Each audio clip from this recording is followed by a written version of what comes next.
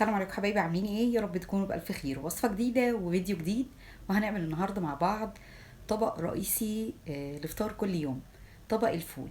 عايزة اقول لكم بقى النهاردة ما دمنا نقدر نعمل شوية فول حلوين كده في البيت، يبقى مفيش داعي ابدا ان احنا نشتريهم من بره.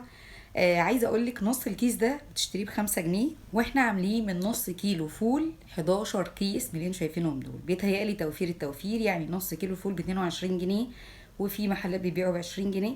المهم بقى بنتكلم النهارده على الطريقه نعمله بطريقه سهله جدا، اي حد يقدر يعملها، ما فيهاش يعني تفاصيل كتير، بس هي شويه تريكات كده نمشي عليها. وعايزه اقولك لو انت اول مره تعملي فول مدمس في البيت هيطلع نتيجته ممتازه جدا. ما تنسيش اللايك يلا بينا. عندي هنا نص كيلو من الفول التدميس، زي ما قلنا يعني بيتراوح من 20 ل 22 جنيه.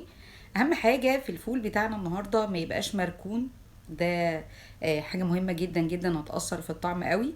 ما يبقاش مسوس، يعني ما يبقاش مخرم، ما يبقاش غامق، ما يبقاش ليه ريحه، يبقى فاتح بالشكل اللي انتوا شايفينه ده. وانسب نوع تجيبيه عشان تعمليه للتدميس هو النوع اللي انت شايفاه ده، لون فاتح والحبايه معاكي عريضه كده وشكلها كويس. بنقيه حلو قوي، اي حاجه، اي قشايه، اي زلطه، اي طينه، اي شيء ببتدي ان انا اتخلص منه خالص، وباخده اغسله كذا مره كده لحد ما لون الميه عندي يبقى كويس. عايزه اقولك في فول بيبقى نظيف ما فيهوش طين كتير، في فول بيبقى فيه تراب، ففي الحالتين لازم نغسله بشكل كويس جدا. هنا بقى حطيته عندي في بولة او طبق واسع، وبغمره بالميه مرتين تلاتة، لان هو انا هسيبه يتنقع. الفول ما ينفعش ابدا ان انا اشتغل فيه من الدار للنار على طول، يعني ما اغسلوش وابتدي ان انا اسويه. لازم يتنقع مش اقل من ليلة، يعني من بالليل للصبح كده يكون معاكي وصل للشكل اللي انت شايفاه ده.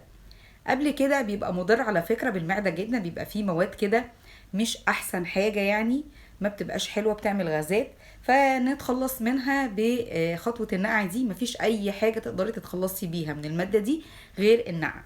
برضو بغسله كويس جدا كذا مرة كده، وببتدي احطه عندي في الحلة، وبكون مسخنة عندي مية في الكتل او في حلة، مش مشكلة، المهم تبقى المية عندي سخنة. بنزل حوالي لترين من المية على النص كيلو فول ده.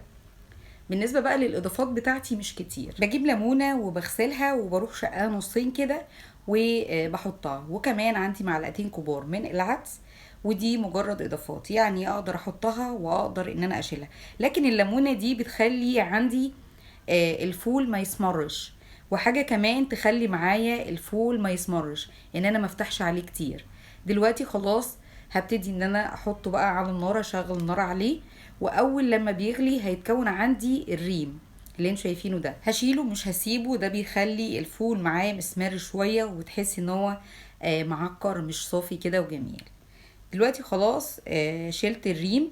بجيبه بقى على اصغر عين عندي على البوتاجاز، وخلي العين عندي زي السهرية كده، يعني على اقل حاجة خالص، وبروح سايباه لمدة ساعتين، ما بفتحش عليه ولا مرة ولا مرة.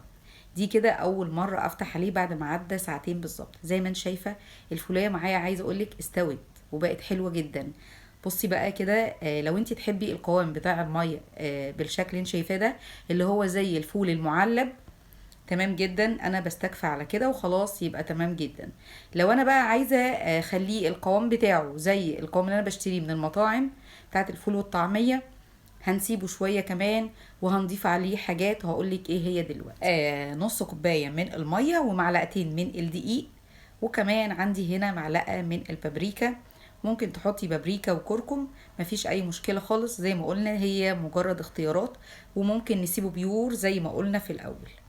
ببتدي اقلبه كويس جدا، الميه عندي بارده مش سخنه عشان ما تخليش الدقيق يكتل مني. بعد ما قلبتهم كويس جدا كده زي ما انتم شايفين مفيش اي حاجه مكتله، وهو على النار ببتدي انزل عليه الاضافات اللي احنا عملناها ديت، اللي هي الميه مع الدقيق والبابريكا.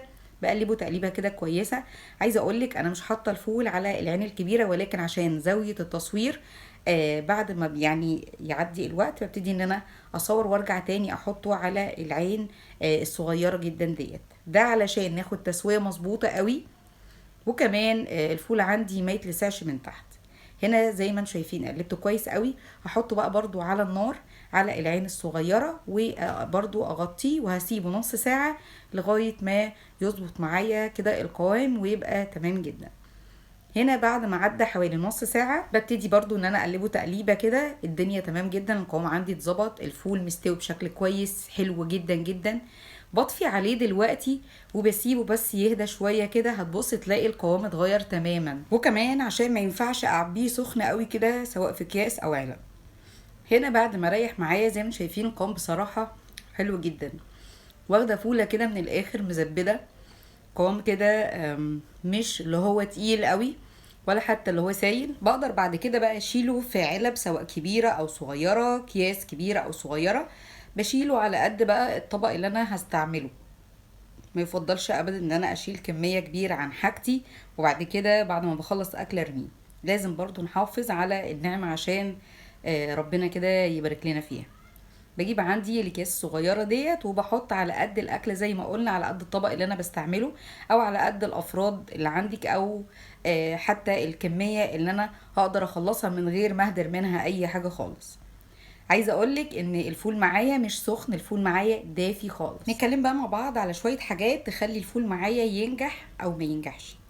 الفول من الحاجات اللي هي اول لما بغطي عليه، اللي هي اول لما بيغلي الفول كده واغطي، ما ينفعش ان انا افتح عليه كل شويه. هتبص تلاقي الفوله معاكي غمقت وبقى لونها بصراحه عجيب جدا، لان الفول من الحاجات اللي بتاكسد بسرعه، بتاكسد يعني بتسمر معاكي. فيفضل جدا بعد لما بغطي اول مره ما افتحش غير بعد ساعتين علشان الفول يفضل محافظ على اللون بتاعه. حاجة تانية ان انا احط كمية مية كويسة بحيث ان انا ما اضيفش كل شوية مية. يعني نص كيلو الفول حطيت عليه لترين مية، ما زودتش حاجة تانية خالص. حاجة كمان بالنسبة لإضافة الليمون، زي ما قلنا إضافة الليمون إضافة كويسة قوي، ما تخليش معايا الفولة تغمق. دي برضو من الحاجات الكويسة قوي. بالنسبة للإضافات التانية دي انتي بتزودي في القيمة الغذائية. يعني في ناس بتضيف، او انا كمان كنت بضيف جزر مبشور، كنت بضيف العدس. تقدري تضيفيهم وتقدري تشيليهم، مفيش اي مشكلة خالص فيهم. في ناس برضو بتضيف اللي هو الفول المدشوش، ده برضو مفيش فيه اي مشكلة خالص، اقدر اضيفه واقدر اشيله. كلها حاجات عادية جدا، يعني اقدر احب ايه او محبش ايه، ما فيهاش اي مشكلة. يعني ما فيهاش ضرر في الفول نفسه، او مش هتأثر لي في الحباية نفسها. تمام. وبالنسبة للناس اللي هتسأل الليمون بيعمل مرارة في الفول او بيسيب مرارة في الفول، ابدا ما بيبقاش فيه اي مشكلة خالص. هي مجرد ما بيستوي الفول اشيل الليمونة والدنيا بتبقى تمام جدا. وبخلص عندي الكمية كلها وبحطها عندي في علبة او اي حاجة، وفي الفريزر وقت ما بحتاج بطلع. وبكده يبقى خلص معايا الفيديو النهاردة، اتمنى يكون عجبك وجربيه. ما تنسيش اللايك والاشتراك، وللمتابعة فعلي زر الجرس على الكل علشان يوصل لك كل جديد. وسلام عليكم.